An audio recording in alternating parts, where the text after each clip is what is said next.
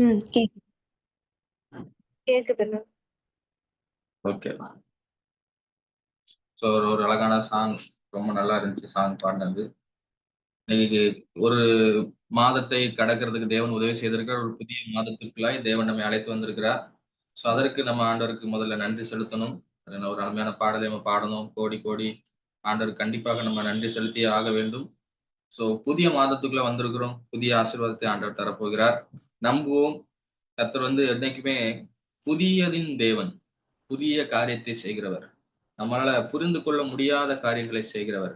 ஒரு மார்னிங் டிவோஷன்ல கூட இந்த விஷயத்தை பேசியிருந்தேன். ஏசாயா 43வது அதிகாரம் 19வது வசனம், இதோ நான் புதிய காரியத்தை செய்கிறேன், இப்பொழுதே அது தோன்றும், நீங்கள் அதை அறியீர்களா? நான் வனாந்திரத்திலே வழியையும் அவாந்திர வெளியிலே ஆறுகளையும் உண்டாக்குவேன் அப்படிங்கிறார். சோ ஆண்டவர் நம்ம லைஃப்ல செய்யற விஷயங்கள் நம்மளால புரிந்து கொள்ள முடியாததாகவும், நம்மளால இதுக்கு முன்னாடி உணர்ந்து கொள்ள முடியாததாகவும், நம்மளால கிரகிக்க முடியாததாகவும் இருக்கும். அப்பொழுது நம்ம புரிந்து கொள்ளலாம், இது கர்த்தர் என் வாழ்க்கையில செய்கிறார் அப்படின்னு என்பதை. ஸோ இன்னைக்கு நான் உங்களை இந்த வார்த்தைகளை சொல்லி என்கரேஜ் பண்ண விரும்புகிறேன். நிறைய பேர் சோர்ந்து போய் இருந்த நிலைமையில அவ்வளவுதான் முடிந்து விட்டது அப்படின்னு நம்ம நினைக்கிறோம். என்னைக்குமே ஒரு அழகான ஒரு பாட்டு உண்டு, முடிந்ததில் துவக்கத்தை பார்க்கிற தேவன் அப்படின்னு சொல்லி நம்ம பாடுவோம். நமக்கு ஒரு உலக மனிதனுக்கு முடிவு என்பது அவ்வளவுதான், முடிஞ்சிருச்சு. ஆனா ஆண்டவர் ஒரு விஷயம் முடிந்தாலும் மறுபடியும் அதை துவக்குவதற்கு வல்லவராக இருக்கிறார் என்பது நமக்கு மட்டும்தான் தெரியும். ஒரு விஷயத்தை நான் 1 கொரிந்தியர்ல அப்போஸ்தலனாகிய பவுல் சொல்லுகிறார். அவருடைய மரண சூழ்நிலை, அவருடைய மரணத்தின் அருகில் இருக்கும்போது ஒரு வசனத்தை எழுதுகிறார். நான் வாசிக்கிறேன். 1 கொரிந்தியர் 1வது அதிகாரம் 8வது வசனத்திலே, ஆகையால் சகோதரரே, ஆசியாவில் நேரிட்ட உபத்திரவத்தை நீங்கள் அறியாதிருக்க எங்களுக்கு மனமில்லை. என்னவெனில், பிழைப்போம் என்கிற நம்பிக்கை அற்று போகத்தக்கதாக எங்கள் பலத்திற்கு மிஞ்சின அதிகமான பாரமான வருத்தம் எங்களுக்கு உண்டாயிற்று. மறுபடியும் சொல்றேன். அப்போஸ்தலனாகிய பவுல் சொல்கிற ஒரு வார்த்தை என்ன சொல்றாருன்னா, பிழைப்போம் என்கிற நம்பிக்கை அற்று போகத்தக்கதாக எங்கள் பலத்திற்கும் மிஞ்சின அதிகமான பாரமான வருத்தம் எங்களுக்கு உண்டாயிற்று.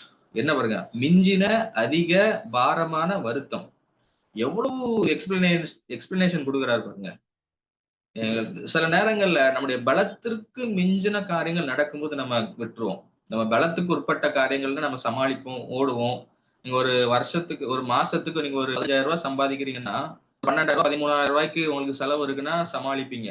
ஒரு 15,000 செலவுனா கூட சமாளிப்பீங்க. எக்ஸ்ட்ரா ஒரு 500 ரூபா வருது, 1000 ரூபா வருதுன்னா கூட சமாளிப்போம். நம்மளால திடீர்னு 15,000 ரூபாய் சேலரி வாங்குறவங்களுக்கு 1,00,000 ரூபாய்க்கு செலவு வந்துருச்சுன்னா அந்த மாசத்தை நீங்க எப்படி சமாளிப்பீங்க? அது நம்முடைய பலத்துக்கு மிஞ்சினது. நம்மளால ஒண்ணுமே பண்ண முடியாது. நம்மளால எதுவுமே பண்ண முடியாது. சோ அதத்தான் பவுல் சொல்லுகிறார், எங்கள் பலத்திற்கு மிஞ்சினது. எங்களால பண்ண முடியாது. இதுக்கு மேல என்னுடைய பலத்தினால ஒண்ணுமே பண்ண முடியாத அளவுக்கு ஒரு பிரச்சனை. என்ன பிரச்சனை தெரியுமா? பிழைப்போம் என்கிற நம்பிக்கை சுத்தமா இல்ல. ஏன் இந்த வார்த்தையை நான் அழுத்தி சொல்லுகிறேன்னா, இந்த வார்த்தையை பேசுகிற நபர் பவுல். அவர் தேவையில்லாம எந்த வார்த்தையும் பேச மாட்டார். நம்மள அதிகமாக வார்த்தைகளை ரொம்ப கேர்லெஸ்ஸா யூஸ் பண்ண ஆரம்பிச்சிட்டோம். ஒரு சின்ன தலைவலிக்கே செத்துட்டா நல்லா இருக்கும்னு சொல்லுவோம். சின்ன பிரச்சனைக்கே நாளா இந்த உலகத்துல ஏன்டா பிறந்தேன் அப்படின்னு சொல்ல நம்ம டக்குன்னு வார்த்தைகளை விட்டுருவோம். ஆனா லிட்ரலாவே இந்த இடத்துல பவுலுக்கு ஒரு மரண போராட்டம் தான். 9வது வசனத்துல சொல்கிறார், நாங்கள் எங்கள் மேல் நம்பிக்கை ஆறாமல் மரித்தோரை எழுப்புகிற தேவன் மேல் நம்பிக்கையா இருக்கத்தக்கதாக மரணம் வருமென்று நாங்கள் எங்களுக்குள்ளே நிச்சயித்திருந்தோம். அவர் எப்படி யோசிக்க ஆரம்பிச்சிட்டாருன்னா, சரி அவ்வளவுதான், நம்ம சாக போறோம், ஆண்டவர் நம்மள மரித்தோர்ல இருந்து உயிரோட எழுப்பிடுவாரு அப்படிங்கிற ஒரு விசுவாசத்துக்குள்ள போக ஆரம்பிச்சிட்டாரு. அப்படின்னா என்ன முடிவு பண்ணிட்டாருன்னா, மரணம் நிச்சயம், வேற வாய்ப்பே இல்ல, கண்டிப்பா செத்துதான் ஆகணும், அப்படி ஒரு சூழ்நிலையில மாட்டிக்கிட்டார். அவரே சொல்றாரு, மரணம் வரும் என்று நிச்சயத்திருந்தோம் அப்படிங்கிற. நிச்சயமா மரணம் தான், வேற ஆப்ஷனே கிடையாது. இதுல இருந்து என்னால வெளியே வரவே முடியாது, என் லைஃப் இதோட முடிய போகுதுங்கிறதை பவுல் தீர்மானம் பண்ணி கொண்டார். அவர் சும்மா சொல்லல. அவர் விஷயத்த சொல்றாருன்னா அதுதான் நடந்துட்டு இருக்குது, வேற வழி கிடையாதுங்கிறதுனாலதான் இந்த வார்த்தையை சொல்றாரு. அப்போ தப்பி போறதுக்கு வேற வழி கிடையாது, என் லைஃப் இதோட முடியுது அப்படிங்கிற சூழ்நிலையில தான் 10வது வசனம் சொல்கிறது, அப்படிப்பட்ட மரணத்தினின்றும் அவர் எங்களை தப்புவித்தார் அப்படிங்கிறார். அவ்வளவுதான், முடிஞ்சிட்டு, என் லைஃப் முடிஞ்சிட்டு, இனிமே ஒரு லைஃப் இல்ல, வாழ்க்கை இல்ல, இனிமே ஒரு வாய்ப்பு இல்ல, சரி இனிமே ஆண்டவர் உயிரோட எழுப்புனா பார்த்துக்கொள்வோம் அப்படிங்கிற ஒரு நிலைமையில தான் பவுல் சொல்லுகிறார், இந்த நிலைமையிலிருந்து தேவன் எங்களை தப்புவித்தார், இப்பொழுதும் தப்புவிக்கிறார், இன்னும் தப்புவிப்பார் என்று அவரை நம்பி இருக்கிறோம் அப்படிங்கிறார். எவ்வளவு அழகான ஒரு வார்த்தை பாருங்க. இன்னைக்கும் நம்ம சில நேரங்கள்ல அவ்வளவுதான், எனக்கு இதுக்கப்புறம் ஒரு வாழ்க்கை இல்லை, இதுக்கப்புறம் எனக்கு ஒரு சந்தோஷம் இல்லை, இதுக்கப்புறம் எனக்கு ஒரு சந்தோஷம் நிம்மதி எதுவுமே கிடையாது, அவ்வளவுதான், என் லைஃப் முடிஞ்சிருச்சு, இதுக்கு மேல நான் வாழ்ந்து என்னத்துக்குன்னு நம்ம இருக்கிற சமயத்துல இருக்கிற உங்களை பார்த்து கர்த்தர் சொல்லுகிறார், புதிய காரியத்தை செய்வார் உங்க லைஃப்ல. அது எப்படின்னு உங்களுக்கு தெரியாது. பவுல் எல்லாத்தையும் கால்குலேட் பண்ணி பாக்குறாரு. சில நேரங்கள்ல ஒரு பிரச்சனை வரும்போது நம்ம எல்லாத்தையும் கால்குலேட் பண்ணுவோம். எல்லா பாசிபிலிட்டிஸ், இப்படி போனா, இப்படி லோன் வாங்கினா, இப்படி இவங்ககிட்ட பேசினா, இல்ல இவங்ககிட்ட ஹெல்ப் கேட்டா, எல்லா வித பாசிபிலிட்டிஸும் நம்ம யோசிச்சு பார்ப்போம். எல்லா கதவுகளும் அடைப்பட்ட பிறகுதான் சொல்லுவோம், வேற வழி இல்லை, அவ்வளவுதான், முடிஞ்சிருச்சு. இந்த சூழ்நிலையில தான் கர்த்தர் சொல்லுகிறார், நான் உனக்கு புதிய காரியத்தை செய்ய போகிறேன். எல்லா வாசலும் அடைபட்டிருக்குல்ல, நீ பாத்துட்ட, எல்லா பாசிபிலிட்டிஸும் செக் பண்ணி பாத்துட்ட, வேற வழியே இல்ல, இவங்க திருந்துறதுக்கு வேற வழி கிடையாது, இவங்கள என்ன செஞ்சாலும் மாத்த முடியாது, இந்த சூழ்நிலை என்னன்னாலும் மாறாதுங்கிற மாதிரி எல்லாத்தையும் செக் பண்ணி பார்த்தாச்சு, வேற வழி கிடையாது. இந்த மாதிரி சூழ்நிலையில இருக்கிறவர்களை பார்த்துதான் கர்த்தர் சொல்லுகிறார், புதிய வழியை கர்த்தர் உருவாக்க போகிறார். ஏனென்றால் ஏசாயா 43 சொல்கிறது, எப்படி வனாந்திரத்திலே வழியை உருவாக்குகிறது அவர், வனாந்திரம், அவாந்திர வெளியிலே ஆறுகளை உண்டாக்குவேங்கிறார். ஆண்டவருடைய ஸ்பெஷாலிட்டி என்ன தெரியுமா? நீங்க என்னைக்கு மனுஷன் முடியாதுன்னு சொல்றானோ அதை அவர் முடித்து காட்டுவார். இல்லங்க, இது இவன்லாம் வாழ்க்கையில உருப்படவே மாட்டான்னு யார மனுஷன் சொல்றானோ அவனைதான் ஆண்டவர் பயன்படுத்துவார். என்ன இருந்தாலும் இதுல இருந்து ஒரு ஆசீர்வாதம், நாசரத்திலிருந்து யாதொரு நன்மையும் உண்டாகுமோ அப்படின்னு கேட்கிறார். நாசரத்திலிருந்து தாங்க பெரிய நன்மையும் உண்டாகிறது. இன்னைக்கு ஆண்டவர் இதைத்தான் ரொம்ப விரும்புவார். உங்களை பார்த்து யாராவது நீ ஆகவே மாட்ட, இல்லைன்னா இதெல்லாம் நடக்கவே நடக்காது நீங்க எதை நினைக்கிறீங்களோ, ஆண்டவர் அதை தான் சேலஞ்சா எடுத்து அதை தான் நடத்தி காட்டுவார். இவனெல்லாம் திருத்தவே முடியாது, இவனெல்லாம் மனசை மாத்தவே முடியாது, அவன் தான் பெரிய ஊழியக்காரனா இருப்பான், நமக்கு தெரியாது. எனவே காலத்திற்கு முன்பதாக தயவு செய்து தீர்ப்பு சொல்லாதீர்கள். 2 நாளைக்கு முன்னாடி மோனிகாக்கா பேசினாங்கன்னு நினைக்கிறேன். காலத்திற்கு முன்பதாக நம்ம வாயிலிருந்து எந்த வார்த்தையும் விட்டுறக்கூடாது. காலத்திற்கு முன்பதாக எந்த வார்த்தையும், இதுல நானும் ஒற்றுக்கொள்கிறேன், நான் நிறைய அவிசுவாசமான வார்த்தைகளை பேசியிருக்கலாம். ஆனாலும் கர்த்தர் மரித்தவர்களை உயிரோடு எழுப்புகிற தேவன். நான் வெறும் சரீர பிரகாரமான மரணத்தை மட்டும் சொல்ல, சிலருடைய மனசு மரித்து போயிருக்கும். சிலருடைய மரித்த மனசுன்னா எதோ சொல்றேன்னா கல் மனசு இருக்கும். அந்த கல் மனசை நீங்க என்ன ஆனாலும் மாத்த முடியாது. அந்த கல்லையும் ஆண்டவரால கரைக்க முடியும். யோபு தன்னுடைய 10 பிள்ளைகளையும் இழந்து, தன்னுடைய சொத்தையெல்லாம் இழந்து இருக்கிறாரு, அமைதியா இருக்கிறாரு. கர்த்தர் கொடுத்தார், கர்த்தர் எடுத்தாருன்னு இருந்துட்டாரு. இப்போ இன்னொரு பிரச்சனையை ஆண்டவர் அனுமதிக்கிறார். என்னன்னா, அவன் உச்சந்தலை முதல் உள்ளங்கால் மட்டும் தேவன் அவனை கொடிய பருக்களால் பாதிக்கிறார். அவர் ஓட்டை எடுத்து தானே சுரண்டி கொண்டிருக்கிறார். அப்பொழுது அவருடைய ஒய்ஃப் என்ன சொல்றாங்கன்னா, இப்பொழுதும் நீர் இன்னும் உம்முடைய உத்தமத்தில் உறுதியா நிற்கிறீரோ, தேவனை தூஷித்து ஜீவனை விடுங்கிறார். அப்போ யோபு என்ன சொல்றார், நீ பைத்தியக்காரி பேசுகிறது போல பேசுகிறாய், தேவன் கையில் நன்மை பெற்ற நாம் தீமையும் பெற வேண்டாமோ, இவைகள் எல்லாவற்றிலும் யோபு தன் உதடுகளினால் பாவம் செய்யவில்லை அப்படின்னு சொல்லுது. யோபு இதை சொல்லும் போது என்ன யோசிச்சிருப்பார் தெரியுமா? டக்குன்னு எதுவும் சொல்லிடாத, ஆண்டவர் இப்பொழுதும் கூட சூழ்நிலைகளை மாற்ற வல்லவராக இருக்கிறார், நான் பாட்டு வாயை திறந்து ஏதாவது சொல்லிட்டு மாட்டிக்க கூடாது. ஏனென்றால் நம்ம எப்படியும் அப்பதான் யோசிக்கணும். நம்ம டக்குன்னு ஆண்டவர் விட்டு கொடுத்துரும் நிறைய டைம்ல. அவ்வளவுதான், அவர்லாம் அவ்வளவுதான், என்ன விட்டுட்டாரு அப்படிதான், அப்படி நிறைய ஆட்கள் ஆண்டவர் தப்பா பேசிடுவோம். பேசிடக்கூடாது. வாயை திறந்து உடனேமே நம்ம லைஃப் அவ்வளவுதான் முடிஞ்சிருச்சுன்னு சொல்லிடக்கூடாது. அவ்வளவுதான் என் லைஃப்ல அதுக்கப்புறம் வாய்ப்பு இல்லைன்னு சொல்லிடக்கூடாது. கொஞ்சம் பொறுமையா இருங்க. அதனால் ஆண்டவர் இல்லாதவைகளை இருக்கிறவைகளை போல அழைக்கிற தேவன். சாராள்கிட்ட சொல்லும்போது, உனக்கு ஒரு உற்பவ கால திட்டத்திலே உனக்கு ஒரு குழந்தை பிறக்குன்னு சொல்லும்போது சாராள் நகைத்தாள். ஆண்டவருக்கு டென்ஷன் ஆயிடுச்சு. நான் சொல்றேன் உனக்கு நடக்கும்னு. சாராள் அவ்வளவுதான், முடிஞ்சிச்சு, என் லைஃப்ல இனிமே ஒரு அற்புதம் நடக்காது, இனிமே எனக்கு அது வாய்ப்பே இல்லைன்னு சொல்லும்போது, வாய்ப்பே இல்லாத விஷயத்தை தான் ஆண்டவர் செய்வார். என்னைக்கு மனுஷன் முடியாதுன்னு சொல்றானோ அதை ஆண்டவர் முடித்து காட்டுவார். அதனால எவ்வளவு எக்ஸ்ட்ரீமா போனாலும், பவுல் சொன்னது போல, அதிக வருத்தமான பாரமான மிஞ்சின பாரமா இருந்தாலும் அங்கேயும் என் தேவன் உங்களை விடுவிப்பார். தப்பி பிழைக்கிறதுக்கு 1% கூட, அந்த கிரிக்கெட் மேட்ச் எல்லாம் பாத்தீங்கன்னா, இந்த வின் பண்றதுக்கான அந்த ப்ராபபிலிட்டி போடுவாங்க. 5% வின் பண்றதுக்கு வாய்ப்பு இருக்கு, 10% வின் பண்றதுக்கு வாய்ப்பு இருக்கு, 50% அப்படின்னு இருக்கும். அதுல 0% வின் பண்றதுக்கு வாய்ப்பு இருக்கு அப்படின்னா கூட ஆண்டவர் வின் பண்ணி காட்டுவார். அதுதான் என் ஆண்டவர்.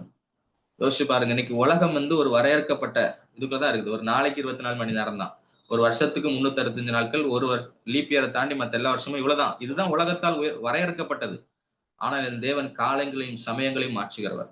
சோ இந்த விசுவாசம் நமக்கு வர வேண்டும். நமக்காக காலங்களை கூட திருப்புவாருங்க, நமக்காக டைமை கூட ஸ்லோ பண்ணுவாருங்க. அப்படிப்பட்ட தேவனை தான் நம்ம ஆராதித்துக் கொண்டிருக்கிறோம். எனவே காலத்திற்கு முன்பதாக வாயை திறந்து சொல்லி அவிசுவாசமான வார்த்தைகளை பேசி ஆண்டவர் மேல இருக்கிறவங்க நம்பிக்கையை குறைத்து விடாதீர்கள். என் தேவன் இன்னமும் செய்வதற்கு வல்லவராய் இருக்கிறார். இதே யோபு ஒரு சமயத்துல சோர்ந்து போகிறார். சோர்ந்து போய் நிறைய ஆண்டவருக்காக ஸ்டாங்க நிக்கிறாரு. ஒரு சமயத்துல என்ன சொல்றாருன்னா, ஒரு மரத்தை குறித்தாவது ஒரு நம்பிக்கை உண்டு. அது வெட்டி போடப்பட்டாலும் திரும்ப தலைக்கும். அதன் இளங்கிளைகள் துளிர்க்கும். அதன் வேர் தரையிலே பழையதாகி அதன் அடிக்கட்டை மண்ணிலே செத்தாலும் தண்ணீரின் வாசனையால் அது துளிர்த்து இளம் மரம் போல் கிளைகளை விடும். மனுஷனோ வென்றால் செத்த பின் ஒளிந்து போகிறான், மனுபுத்திரன் ஜீவித்த பின் அவன் எங்கே அப்படிங்கிறார். அப்போ என்னன்னா, ஒரு மரத்துக்கு கூட ஒரு நம்பிக்கை இருப்பா சார். மரம் வெட்டி போட்டா மறுபடியும் அதுல இருந்து நான் இன்னைக்கு போஸ்டர்ல போட்ட மாதிரி ஒரு செடி முளைச்சு வர்றதுக்கு வாய்ப்பு இருக்கு. மனுஷன் செத்த பிறகு அவனுக்கு என்ன நம்பிக்கை? இதுதான் பழைய ஏற்பாட்டு காலம். பழைய ஏற்பாட்டு காலத்துல மரணத்தோடு அவனுடைய வாழ்க்கை முடிகிறது. ஆனா இயேசு நமக்காக மரித்த பின் நான் சொல்லுவேன், நம்முடைய மரணத்துக்கு பிறகுதான் நம்முடைய வாழ்க்கையை ஆரம்பிக்கிறது. மரணத்துக்கு பின்தான் அவன் ஒரு புதிய வாழ்க்கைக்குள்ளே போகிறான். ஆண்டவர் சொல்கிறார், நம்ம ஒரு புதிய வாழ்க்கை, ஒரு புதிய காரியத்துக்குள்ள நம்மை அழைத்து கொண்டு வர விரும்புகிறார். எனவே சோர்ந்து போகாதீங்க.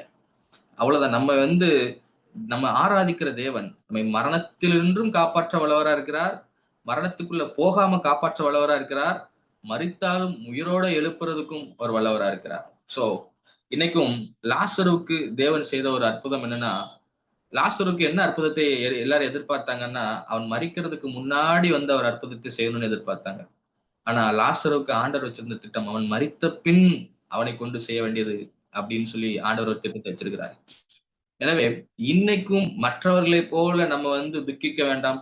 மற்றவர்களை போல அவ்வளவுதான் என் லைஃப்ல முடிஞ்சிருச்சு, அவ்வளவுதான் எனக்கு ஒண்ணுமே இல்லைன்னு சொல்ல வேண்டாம். நகோமியை குறிச்சு அன்னைக்கு நம்ம தியானிச்சோம்.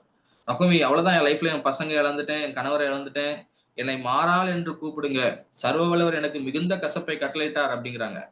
ஆனா யாருக்காவது நகோமி என்னைக்காவது நினைச்சு பார்த்திருப்பாங்களா? தன் வாழ்க்கையில பிற்காலங்கள்ல ரூத்தின் மூலமாக ஒரு போவாசின் மகனை வளர்க்கறதுக்கான ஒரு கிருபை கிடைக்குங்கிறதை நகோமிக்கு தெரிஞ்சிருக்காரு. ஆனா ஆண்டவர் அவளுக்கு ஒரு பிளான் வச்சிருக்கிறார் முன்னாடியே. நகோமி அழும்போதெல்லாம் சொல்லியிருப்பார், நகோமி இப்ப நீ அழுதுட்டு இருக்கிற, பின்னாடி நீ ரொம்ப சந்தோஷமா இருப்ப.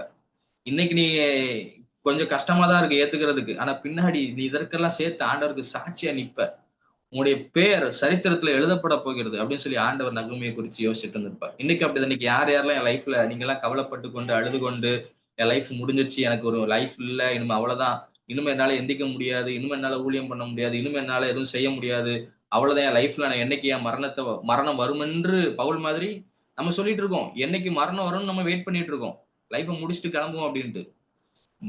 அதுக்காக உங்களை ஆண்டவர் இவ்வளவு தூரம் கொண்டு வரலங்க. நிறைய பேர் நம்ம மரணத்துக்கு வெயிட் பண்ணிட்டு இருக்கோம். என் மரணம் வந்துருச்சுன்னா அவ்வளவு என் லைஃப் முடிச்சுட்டு நான் கிளம்பிடுவேன் அப்படின்னு சொல்லிட்டு. இதற்காகவா ஆண்டவர் உங்களை இவ்வளவு உடைத்து உங்களை இவ்வளவு உருவாக்கி கொண்டு வந்திருக்கிறார்? இதற்காக இல்ல. உங்களை கொண்டு செய்ய வேண்டிய காரியங்கள் இன்னும் இருக்கிறது. உங்களை கொண்டு செய்ய வேண்டிய எலியாவை போல நம்ம நிறைய டைம் போதும் ஆண்டவரே முடிச்சுக்குவோம் அப்படின்னு நினைக்கிறோம். இல்ல, இன்னும் உங்களை ஓட வைப்பார். உங்களை படுக்க விட மாட்டார், உங்களை முடங்க விட மாட்டார். எனவே உங்க லைஃப்ல எவ்வளவு மோசமான சூழ்நிலையா இருந்தாலும் சரி, எவ்வளவு இக்கட்டான, எவ்வளவு பவுல் சொன்னது போல அதிக மிஞ்சின பாரமா இருந்தாலும் சரி, உங்க லைஃப்ல புதிய காரியங்களை, ஒரு புதிய துவக்கத்தை தருவதற்கு நல்ல ஒரு ஃப்ரெஷ் ஸ்டார்ட். ஒரு கேம சம்டைம்ஸ் தோத்துட்டோம்னா அவ்வளவு முடியாது, மறுபடியும் ஃபர்ஸ்ட்ல இருந்து ஸ்டார்ட் பண்ணலாம். எனவே இன்னைக்கு நான் சொல்றேன், ஆண்டவர் அதான் சொல்றாரு, முந்தினதை யோசிக்காத, பூர்வமானதை சிந்திக்காத, உனக்கு புதிய காரியத்தை செய்ய போகிறேன். அப்போ நம்ம பழசை விட்டுறணும். பழசை விட்டுட்டீங்கன்னா, பழைய மனசு, பழைய மனிதர்கள், பழைய நம்ம செஞ்ச தவறுகள், நம்ம முன்னாடி இந்த காரியங்கள் எல்லாத்தையும் விட்டுட்டோம்னா ஒரு நியூ ஸ்டார்ட் ஆண்டவர் தர்றதுக்கு வல்லவரா இருக்கிறார். இதுவரைக்கும் செஞ்ச தப்புகள் எல்லாத்தையும் ஆண்டவர்கிட்ட சொல்லி ஒப்பு கொடுத்துட்டு, நம்ம ஆண்டவரை நான் மறுபடியும் துவங்க ஆரம்பிக்கிறேன், என்னை பயன்படுத்துங்கன்னு சொன்னோம்னா, ஆண்டவர் ஒரு புதிய துவக்கத்தை தருவதற்கு ஒரு வல்லவரா இருக்கிறார். சோ இந்த புதிய துவக்கம் தாவீதின் வாழ்க்கையில இருந்ததுங்க. தாவீது தவறு பண்ணி விழுந்தாரு. ஆண்டவர் புதிய துவக்கத்தை மறுபடியும் கொடுத்தார். அவ்வளவுதான், முடிஞ்சிருச்சு தாவீது, அவ்வளவுதான், நீ தப்பு பண்ணிட்ட, உன் லைஃப் முடிஞ்சு இல்ல, புதிய ஸ்டார்ட், நியூ ஸ்டார்ட் உங்க லைஃப்ல தர்றதுக்கு வல்லவரா இருக்கிறார். நீங்க எந்த மோசமான சூழ்நிலையில இருந்தாலும் சரி, எவ்வளவு பேடா உங்க லைஃப் இருந்தாலும் சரி, எவ்வளவு பாவத்துக்குள்ள இருந்தாலும் சரி, மறுபடியும் உங்களை ஓட வைக்கிறதுக்கும், மறுபடியும் உங்க வாழ்க்கையில சந்தோஷத்தை, உங்க வாழ்க்கை சாராலை நகைக்க பண்ணின தேவன் நம்மையும் நகைக்க பண்ணுவதற்கு அவர் உண்மை உள்ளவரா இருக்கிறார். சோர்ந்து போகாதீங்க. அவிசுவாசமான வார்த்தைகளை முடிஞ்ச அளவுக்கு தவிர்த்துக்கோங்க. நம்ம மனசுல கஷ்டம் இருக்கதான் செய்யும். பிரச்சனைகள் வரும்போது நமக்கு வாயில டெம்டேஷன் வரும். நான் நிறைய டைம், ஐயோ இதை நம்ம சொல்லாம இருந்தா நல்லா இருந்திருக்குமே, ஆண்டவர் ஆசீர்வதிக்கும் போது நம்ம எப்படி எப்படி சொல்லுவோம், ஐயோ நான் தெரியாம உங்களை பத்தி ஆண்டவரை சொல்லிட்டேன் ஆண்டவரே. ஆண்டவர் ஆசீர்வதிக்கும் போது நமக்கே வெக்கமா இருக்கும். சே நான் உங்களை ஆண்டவரே அப்படி நான் விட்டு கொடுத்துருக்க கூடாது ஆண்டவரே. நீங்க என்ன ஆசீர்வதிப்பீங்கன்னு தெரிஞ்சிருந்துச்சுன்னா நான் உங்களை பத்தி அன்னைக்கு அப்படி பேசியிருக்க மாட்டேன். அப்படி நம்ம கடைசியில சொன்னா அது நமக்கு கஷ்டமா இருக்கும்ல. அதனால முடிஞ்ச அளவுக்கு வாயில திறந்து ஆண்டவரை தூசிக்காமலோ, யோபுவை போல அமைதியா இருந்துருங்க. எதுவும் தேவையில்லாத வார்த்தைகளே பேசிறாதீங்க. யார்கிட்டயும் விட்டு கொடுத்து பேசிறாதீங்க. ஆண்டவர் அதான் சொல்றாரு, காலத்துக்கு முன்னாடி எதுவும் பேசிறாதீங்க. ஆண்டவர் உங்களை உயர்த்தும்போது, அப்ப நீங்க சாட்சியா சொல்லுங்க. என்னுடைய விசுவாசம் அன்னைக்கு நீங்க கொஞ்சம் விட்டு கொடுத்து ஆண்டவர் என்ன இப்படி பண்ணிட்டாரு, அப்படி பண்ணிட்டாரு நீங்க சொன்னீங்கன்னா, ஆண்டவர் உயர்த்தும்போது உங்களுக்கே வெட்கமா இருக்கும். ச்சே! ஆண்டவர பத்தி இப்படிலாம் சொல்லிட்டோமே! இப்படிலாம் அவர தப்பா பேசிட்டோமேன்னு நமக்கே கஷ்டமா இருக்கும். சோ, எப்பவுமே நம்புங்கங்க. இதெல்லாம் ஒரு எண்ட் கிடையாது. It's not the end of the world. நம்ம நெனச்சுடுறோம், இதுதான் முடிஞ்சிருச்சு அப்படின்னு. இல்ல ஆண்டவர் புதுசா செய்வார். புதிய காரியங்களை செய்வார். இத நம்புங்க. நான் திருப்பி திருப்பி சொல்றதுக்கான ரீசன் அதுதான். நம்புங்க. இந்த ஆண்டவர் லைஃப்ல ஏதோ செய்வார். நமக்கு தெரியாது. அதான் பிரச்சனை இதுல என்ன தெரியுமா? என்ன செய்வாரு? தெரியாது. எப்படி செய்வாரு? தெரியாது. ஆனா செய்வார். எப்படி செய்வாருன்னு தெரியாது. என்ன செய்வாருன்னு தெரியாது. ஆனாலும் இதுதான் விசுவாசம். ஆபிரகாமை போக சொன்னார். வந்துட்டாரு. எங்க போகணுங்கிறது சொல்லிட்டாரு. வந்துட்டாரு. அதுக்கப்புறம் அவனை எப்படி பெரிய ஜாதியாக்குவாரு? எதை கொண்டு செய்வார்? அதெல்லாம் அவருக்கு தெரியாது. நமக்கு சொன்னதை செஞ்சுட்டோம்னா போதும். உனக்கு நான் இதை செய்வேன்ப்பா, உன்னை நான் வாளாக்காமல் தலையாக்குவேன்னு சொல்லிட்டாரா? எப்படி ஆக்குவாருன்னு நமக்கு தெரியாது. ஆனா ஆக்கிருவார். யோசேப்ட்ட தரிசனம் சொல்லியிருந்தாரு. உன்னை சுற்றி உன்னுடைய சகோதரர்கள் உன்னை வணங்குவார்கள்னு சொல்லிட்டாரு.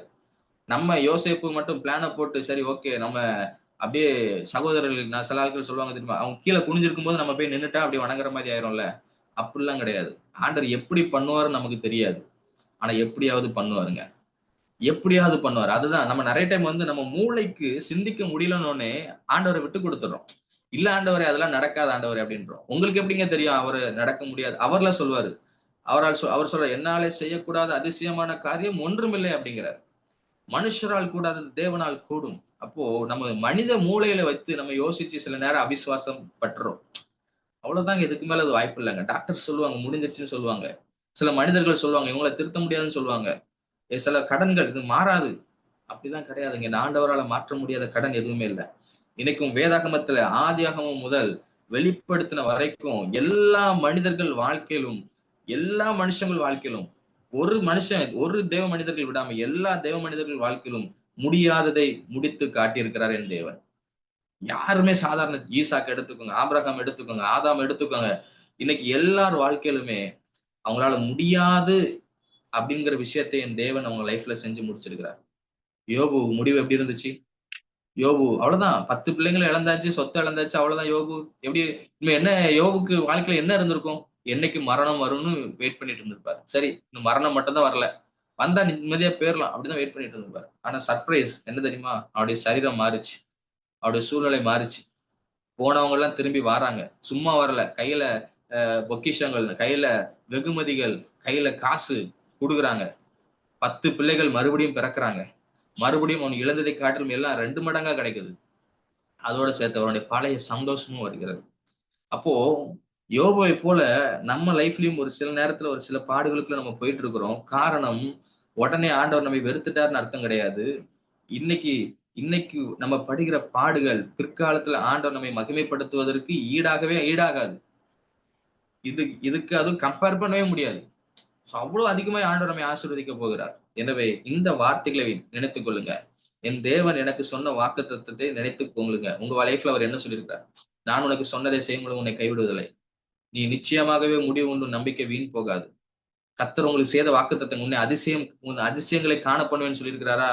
அந்த வசனத்தை நம்புங்க. ஆண்டவரே என்ன அதிசயங்களை காணப்படும். செங்கடல்கள் இருக்கும். இதுல எங்க ஆண்டவரே வழி இருக்கு? போட்டு தர்றீங்களா? எல்லாம் கப்பல் நோவா மாதிரி ஒரு பேழையை ரெடி பண்றீங்களா? எல்லாம் யோசிச்சுட்டு இருக்கும்போது செங்கடலை பிளக்குறாரு. யாருக்குமே தெரியாது அது வரைக்கும் செங்கடல் பிளக்கும் அப்படின்னு. எந்த மனுஷனுக்கும் தெரியாது செங்கடல்ல வழி உண்டாகும் என்று. இதே போலதான் உங்க லைஃப்ல இதுவரைக்கும் நீங்க பார்க்காத காரியங்கள், இதுவரைக்கும் உங்களால யோசிச்சு கூட பார்க்க முடியாத காரியங்களால் கர்த்தர் உங்களை வழிநடத்த போகிறார். அதுதான் கர்த்தர் செய்யற செயல். கர்த்தர் செய்யும்போது அது மனுஷன் செய்யற மாதிரி இருக்காதுங்க. அது தெளிவாக புரிந்து கொள்ள முடியும். கர்த்தர் என் கூட இருக்கிறாருங்கிறதை உங்களால தெளிவாக புரிந்து கொள்ள முடியும். எகிப்தியர்கள் பார்த்தார்கள். இஸ்ரவேல் ஜனங்களுக்காக தேவன் செங்கடலை பிளந்த போது அது மறுபடியும் கர்த்தர் அவங்களுக்காக யுத்தம் செய்யும் போது எகிப்தியர்கள் உணர்ந்து கொண்டார்கள். இவர்களோடு கர்த்தர் இருக்கிறார். இவர்களோடு கர்த்தர் அவங்களுக்காக யுத்தம் பண்றாருங்கிறது எகிப்தியர்களுக்கு கூட புரிஞ்சது. கர்த்தர் உங்களை உயர்த்தும் போது, கர்த்தர் உங்களை ஆசீர்வதிக்கும் போது உங்களுடைய சுற்றியுள்ளவருடைய கண்களும் சுற்றியுள்ளவருடைய வாயும் சொல்லும், கர்த்தர் இந்த மனுஷனோடு இருக்கிறார், கர்த்தர் இந்த மகளோடு, இந்த மகனோடு, இந்த சகோதரியோடு இருக்கிறார் என்பதை சுற்றி உள்ளவர்கள் சாட்சி சொல்வார்கள். அப்படிப்பட்ட காரியத்தை உங்களுக்கு செய்வார். எனவே எதிர்பாருங்க, நம்பிக்கையை விட்டுறாதீங்க. இந்த கிறிஸ்தவத்தினுடைய அடித்தளமே நம்பிக்கை, விசுவாசம் தான். எனவே அந்த விசுவாசத்துலதான் நம்ம ஓடிட்டு இருக்கோம். ஆண்டவர் என் லைஃப்ல செய்வாருன்னு ஒரு விசுவாசத்துலதான் ஓடிட்டு இருக்கோம். சோ விசுவாசத்தை விட்டுறாதீங்க, நம்பிக்கையை இழந்துடாதீங்க, சோர்ந்து போகாதீங்க. இம்மட்டும் அதான் பவுல் சொல்றார், தப்புவித்தார், இன்னைக்கும் தப்பு வைக்கிறார், இன்னமும் தப்புவிப்பார். உங்களுக்கு ரொம்ப டல்லா இருந்துச்சுன்னா யோசிச்சு பாருங்க, இதுவரைக்கும் நடத்தினவர் இனிமேலும் நடத்துவார். எத்தனையோ அந்த மாதிரி இக்கட்டான சூழ்நிலை நமக்கு கை கொடுத்திருக்கிறார். நான் எனக்கு சேர்த்துதான் சொல்கிறேன். இன்னைக்கும் நீங்க வெளியே வர முடியாத சூழ்நிலைகள் இருக்கிறீங்களா? இதெல்லாம் என்னால முடியாது, என் லைஃப் அவ்வளவுதான் முடிஞ்சிட்டுன்னு மரணத்துக்காக காத்து கொண்டிருக்கிறீங்களா? கிடையாதுங்க. தேவன் இத மாதிரி நம்பிக்கை இல்லாதவங்களுக்கு, ராகாப் அவளை குறிச்சு வசனம் சொல்கிறது, அவள் ஒரு வேசி. அவள் கடைசியா மறிக்கும் போது எப்படி மறித்திருக்கணும்? ஒரு வேசியாக தான் மறித்திருந்திருக்க வேண்டும். ஆனா இல்ல, அவருடைய பெயரை மாற்றுகிறார். நேற்று கேட்டோம் தெரியுமா? அவருடைய அடையாளத்தை மாற்றுகிறார், அவருடைய சரித்திரத்தை மாற்றுகிறார். இன்னைக்கும் அதான் சொல்றேன், பைபிள்ல இருக்கிற எல்லாரையும் குறிச்சு நம்ம இன்னைக்கு பேசலாம். எல்லாருடைய லைஃப்லயும் ஆண்டவர் இப்படி ஒரு மாற்றத்தை கொண்டிருக்கிறார். சோ உங்க லைஃப்லயும் அவர் யோசிச்சுக்கோங்க, என் லைஃப்லயும் இதே போல ஒரு டிராஸ்டிக்கான, நம்ப முடியாத ஒரு மாற்றத்தை, யாராலும் கிரகிக்க முடியாத ஒரு மாற்றத்தை அவர் செய்வார். எனவே இந்த நம்பிக்கையோட ஒவ்வொரு நாளும் ஓடுங்க. கர்த்தர் புதுசா ஒண்ணு செய்வார். நம்புங்க. பழசெல்லாம் யோசிச்சு பார்க்காதீங்க. இப்படி செய்வாரோ, இந்த மனுஷனை கொண்டு செய்வாரோ, அந்த மனுஷனை கொண்டு செய்வாரோ, இல்ல அன்னைக்கே செய்த அற்புதத்தை இன்னைக்கு செய்வாரோ, அன்னைக்கு ஒரு காகத்தை கொண்டு போஷிச்சார், அதே மாதிரி காகத்தை கொண்டு போஷிப்பாரோ? இல்லைங்க, புதுசா செய்வார். உங்களால யோசிக்க முடியாத வழியில செய்வார். எனவே செய்வாருன்னு மட்டும் நம்புங்க. எப்படி செய்வார் நமக்கு தெரியாது, எப்போ செய்வார்னு தெரியாது, ஆனா செய்வார். கர்த்தர் நிச்சயமாய் செய்வார். நிச்சயமாய் உங்களுக்கு சொன்னதை அவர் செய்கிற வரைக்கும் உங்களை கைவிட போவதே கிடையாது. நம்ம தொடர்ந்து விசுவாசத்தை மட்டும் விட்டுறாதீங்க. தொடர்ந்து அவிசுவாச வார்த்தைகளை தயவு செஞ்சு வாயிலிருந்து பேசிடாதீங்க. கர்த்தரை நம்புங்க. புதிய காரியத்தை செய்வார் நம்புங்க. உங்க லைஃப்ல அவாந்திர வழிகளை உண்டாக்குவார். அவர் அவாந்திர வழிகளை, ஆறுகளை உண்டாக்குவார். வனாந்திரத்திலே வழிகளை உண்டாக்குற தேவனா இருக்கிறார். சோ நம்பிக்கையோட பயணம் செய்வோம். நிச்சயமாக ஒரு முடிவு இருக்கிறது. ஒரு புதிய காரியத்தை உங்க லைஃப்ல, இந்த புதிய மாதத்தை எதிர்பாருங்க. கர்த்தர் உங்களை ஆசீர்வதிப்பாராக. ஆமென்.